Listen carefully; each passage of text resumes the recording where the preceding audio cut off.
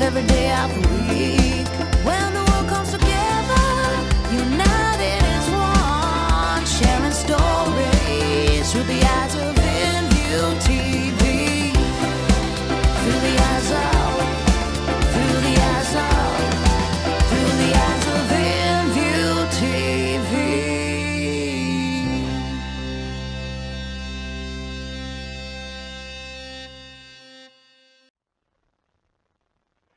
And hello everyone, and welcome to yet another edition of Let's Get Deeper, live streamed here on InView TV and Overplay. My name is Michael Elbasher, and tonight, sadly, I'll be single. There is no Belinda Jo tonight, but I send my love to her. And also, Mardi Gras have announced, how exciting is this, that it will be going ahead at the Sydney Cricket Ground next year. So that is so exciting. And also, what is exciting, someone close to my heart, is my idol, Kylie Minogue, is dropping her 15th LP tomorrow called Disco. Now, if she reaches #1, she'll be the first artist, or female artist in history, to have #1s in the 80s, 90s, 2000, 210, and 220. So, right now, Queen Kylie. Now, talk about artists. I'm super excited to have join me a Sydney musician who has just dropped his debut EP, well, LP, debut album, There Goes Tomorrow. The one and only Daniel Aranda.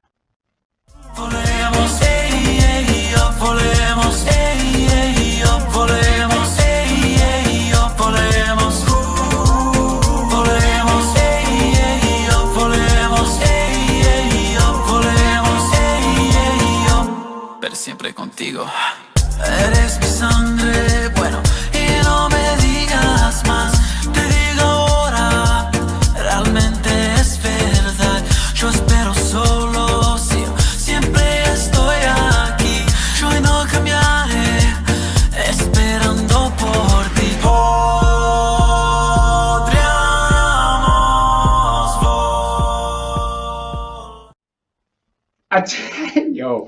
Daniel, welcome to Let's Get Deeper on InView TV. How are you? Very good. Thanks for having me. Appreciate it. I'm good.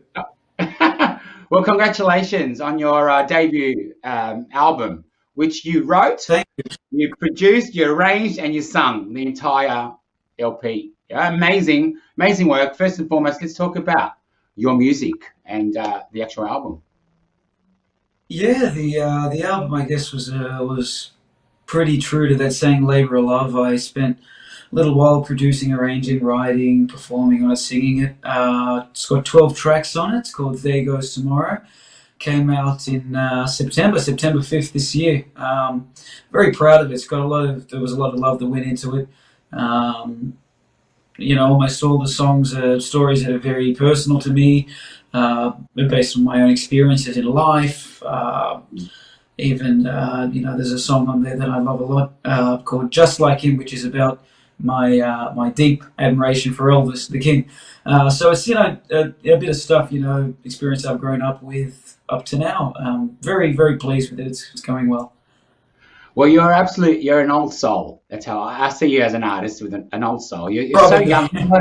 Can we remind our viewers how old you are, actually, Daniel? 23. Wow, there you go. 23, old soul. You love your 70s. You grew up with punk rock, as far as I understand it, with your father. Yeah, that was the first kind of music I remember listening to, or rather being forced to listen to in the car. Bands like The Clash, The Ramones, a lot of 70s punk stuff, which comes through maybe occasionally, but that was my first kind of. Well, let's talk about your writing process. I mean, how do you write music? Yeah, it's a strange one. I don't really have a specific process. Usually, if there was to be a process, it would be close to maybe an idea or a story might come into my head.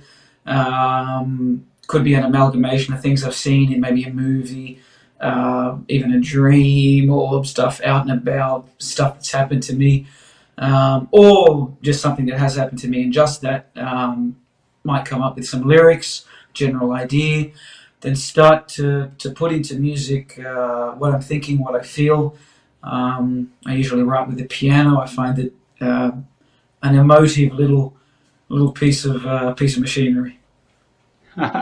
Amazing. And if you had to pick your favorite song off the album, which one would it be? That's a Which would tough be one. The lead singles off the album are what we have: Rock and Roll, Trying to Be a Man, Just You and Me, and Blind in Brooklyn, and they're great. But my favorite is probably the title track. It's called "There Goes Tomorrow." It's the last song on the album. It's a kind of surfy Beach Boys kind of thing that I went for. That's my favorite band, the Beach Boys. So it's kind of like that's a summary of my feelings towards music, life. It's a love song to the ocean. Yeah, you talk about the Beach Boys. You've actually worked with the Beach Boys. How amazing is Yeah, a that? few of these guys that are past members of the Beach Boys, and a couple of guys from the Brian Setzer Orchestra, just various of these really amazing, talented musicians I've had the chance to work with over the years, and more so in the States. But yeah, very, very, very, very grateful for those opportunities that seem to keep popping up. Well, to talk about opportunities, I mean, you're based between Sydney and LA, right? And you'll be Yes. heading off there very, very soon, I believe. Um, Yes, very soon I'll be back in action. and you're loved in the US, actually. You're actually pretty popular there. Not many people They in Sydney know. seem to like where I go. They seem to like me where I go. I do a lot of performances around Los Angeles, mainly, where I'm based. So a lot of West Coast things, but have played in other states as well. So it's been a good experience, and I've learned a lot there, and I've gained a lot, and I hope people like the music. And how did you connect with people like the Beach Boys? How did you? Yeah, what um, was?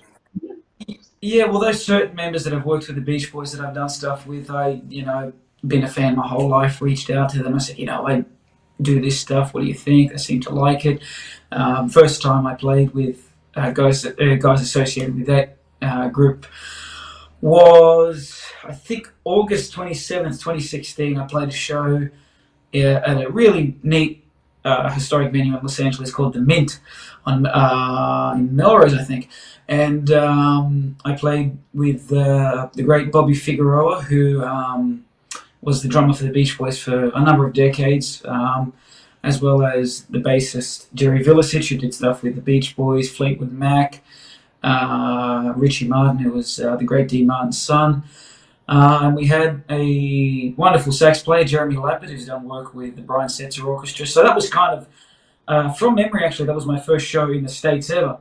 So that's quite a good start to have that kind of musical power on stage with a little guy from Sydney. So pretty cool.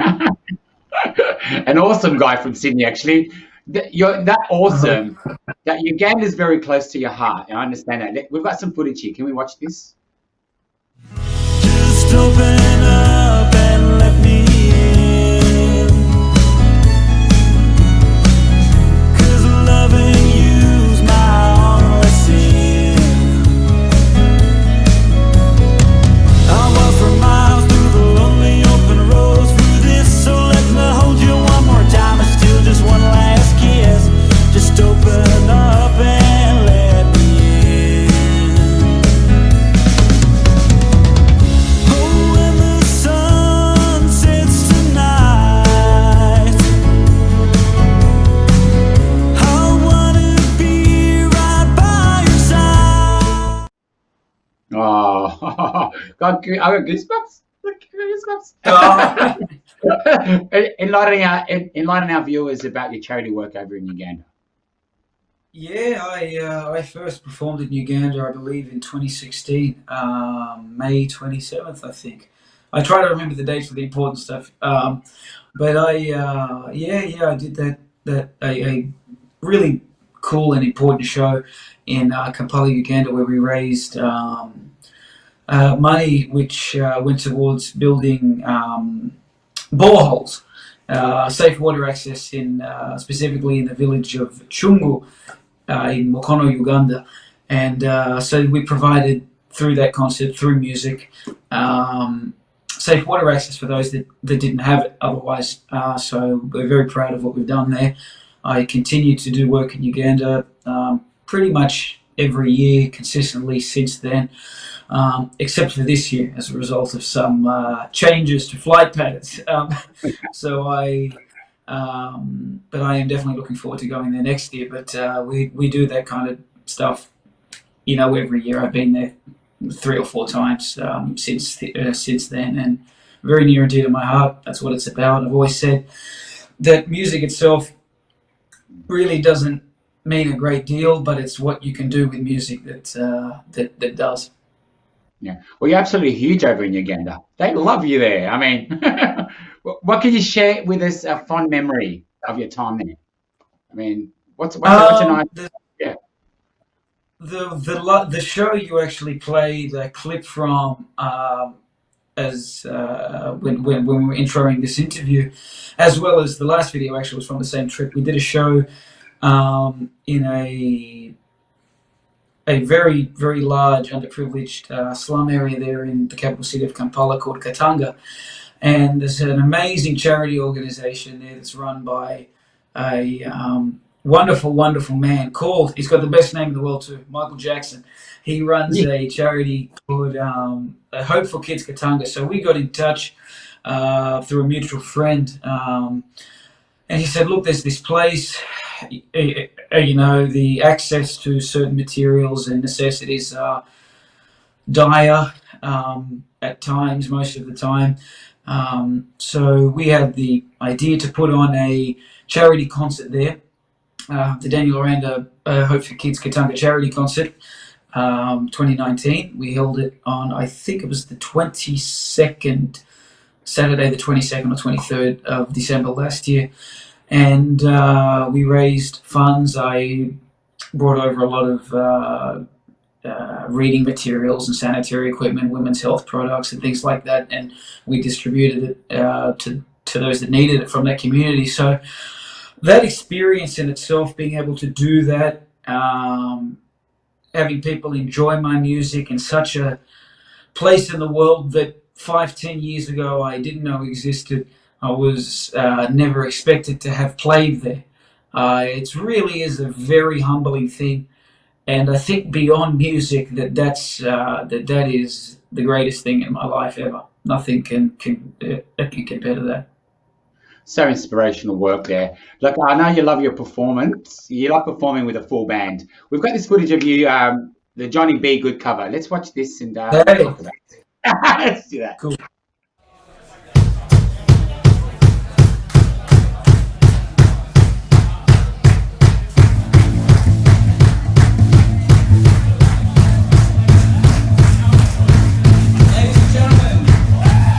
Welcome, Daniel Aranda.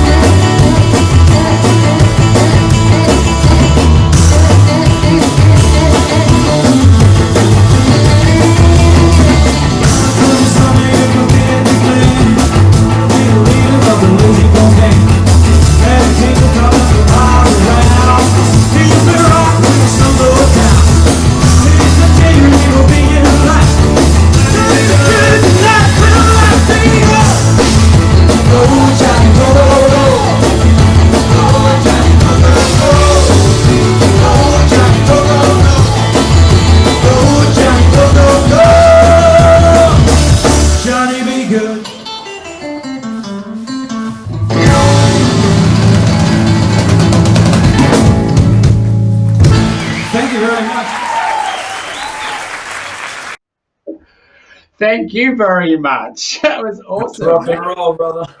That's good. Talk about rock and roll. I mean, I want to ask you, when you're performing, what goes through your mind? I mean, talk me through that moment.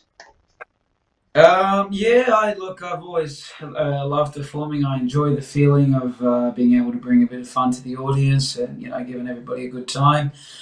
It's a very different dynamic performing than it is recording and doing other stuff. So it's always I always feel very energized. It really depends as well because you perform very differently in different places, even in different countries and stuff. And you'll notice a slight difference between the way I was performing in that video that you showed first of me in Uganda and this one. This was a little bit more PG, but a little more contained. But I enjoy it. I love, I do my very best to bring it all, and we keep it high energy. And you mentioned that I like to play with a full band, and that's absolutely true. I mean, I would much rather play with a full band than I would just jam on an acoustic on my own. So it's a lot of fun with a great talented band like we play with.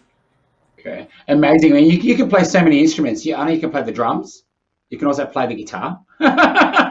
You do a lot of things. I mean, you're a full. That's a complete musician in my mind. I mean, how exciting is that as an artist? I suppose so. I mean, you've actually written, produced, and arranged, like I said, in some. That's because you're an established artist, really, isn't it? I mean, how important is an artist to know all those things? I mean, does that help?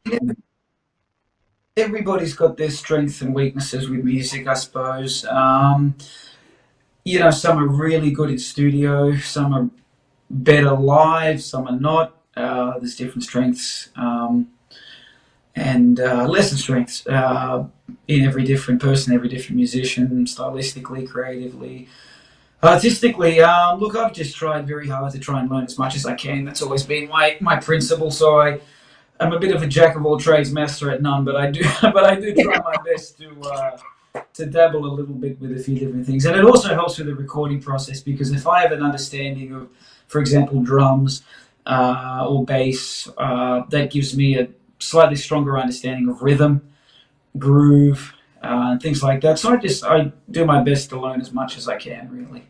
Not better than anybody else, but I just try my best. Okay. You're awesome. And let's talk about the Grammy Awards. You actually attended the 2020 Grammy Awards. Hello. What can you tell us about that experience?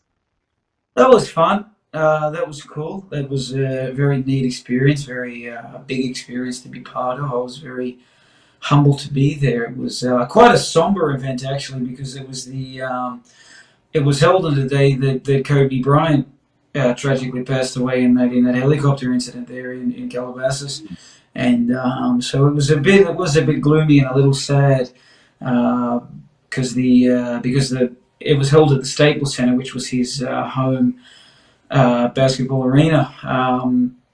So there was a bit of somberness and a bit of sorrow with that, but also the reason I mention that is it goes to show you the power of music and the ability to uplift those that are going through a time of sadness and communal hurting for a very beloved LA figure like Kobe. And through that music, I suppose a lot of the people close to him in the industry were able to find some consolation in that. And, Alicia Keys performed a beautiful tribute. Really great performances from everybody. Got to see a lot of my heroes, have some great conversations with some amazingly talented artists. So it was a lot of fun. It was cool. Amazing. Look, when you're not doing all this, what's your passion outside of music? What do you enjoy doing? I enjoy the beach. I like to go for a surf or for a swim or a dive. I've been a big lover of the ocean forever. So I like outdoor activities. I like to hike as well. Big fan of golf. That's my chill out thing. So in my downtime, I'll be at the beach or on the course. Absolutely. And just for the girls out there, are you single, Daniel Aranda? Three things. There's only three things I won't cover. There's only three things I won't cover. One's religion, second's politics, the third is that. I'll I leave just the thought I'd be mystery. I thought I'd be cheeky and throw that one in. Before I finally play your amazing new single, which is Rock and Roll, which is a song I absolutely adore, you I'm actually glad. nailed this one. Really nailed it. Thank you. Love it. But for those aspiring artists out there, what words do you have for them? Right, and right again. I think that you can't really underestimate the power of putting your thoughts into music, putting your thoughts on paper, documenting it, having it there. And I know with a lot of young musicians, especially, that there's a fear of, what if they don't like it, and there's always this kind of setback mentality and stuff. You just have to go for it as professionally as you can, take it seriously, surround yourself with good and supportive people. Not people that delude you, but good and supportive people. And keep at it, keep rocking and rolling. And do something good with your music. Absolutely. And you're performing on Sunday, I believe. I sure am. I'll be performing live at Surrey Hills' wonderful soda factory. Good food, good drinks all around. It'll be a great show. I'm performing a pretty lengthy, full 2 hour set with the full band. So it'll be a lot of new stuff. Most of the full album, my debut album that goes tomorrow. Some stuff we've never played before. Some cool covers. It's going to be unreal. It's going to be great. And how can people get tickets to that? And how can they stay in touch with your work? For tickets for that show, you can check out my Facebook page. The event is there, Daniel Aranda Music, the Soda Factory website. I believe the tickets are available through Eventbrite is the provider. Stay in touch with my music. Instagram, Daniel Aranda 96. That's the numbers, 96. On Facebook, Daniel Aranda Music. And stay up to date. Check out the latest concerts that will be coming up. My last Australian concert of the year will be that one this Sunday, so stay tuned for more releases, and there may be a new song coming out soon, so stay tuned. Woo! There you go. You've heard it first on Interview TV. I have to say, cheers, congratulations on your debut album. I know you're drinking fresh water there. I'm drinking wine. Congratulations, and I know you're going to go to America. I have to see you on Sunday, but thank you for joining us. But before we leave our audiences, I'll say goodbye to you, and we're going to play your single and video, Rock and Roll. Rock and roll. Thanks, Michael.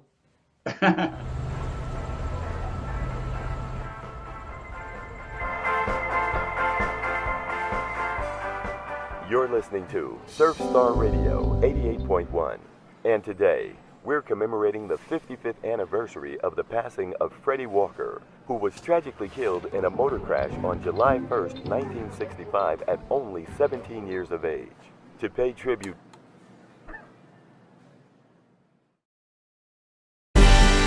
Rock and roll, rock and roll, rock and roll, rock and roll, rock and roll, rock and roll. Bad news at the back. Johnny made the scene, but Freddie crashed.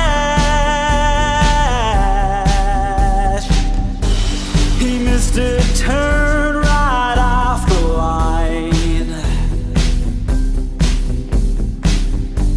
I guess that ragtop ain't so fine, fine.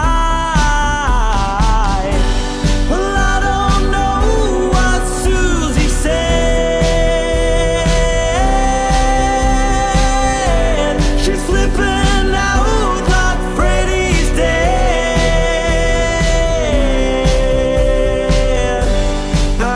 We're all just too darn square.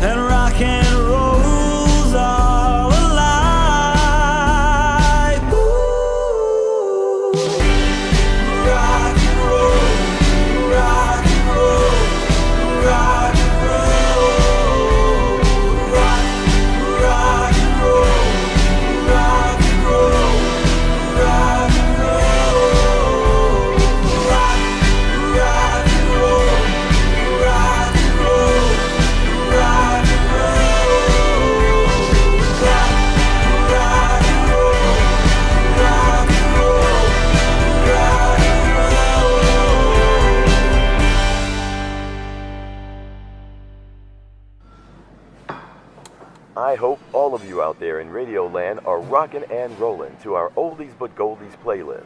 We'll be spinning records like these all day and night to celebrate the short but memorable life of Freddie Walker. Next up, we have a tune from Daniel Aranda. So, here is Rock and Roll. Rock and roll, rock and roll.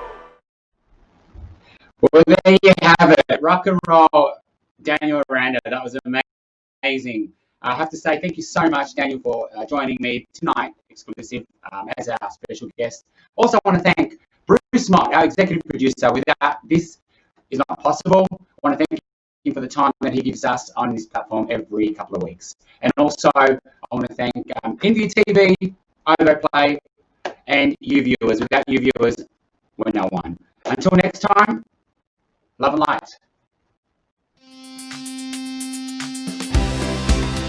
It's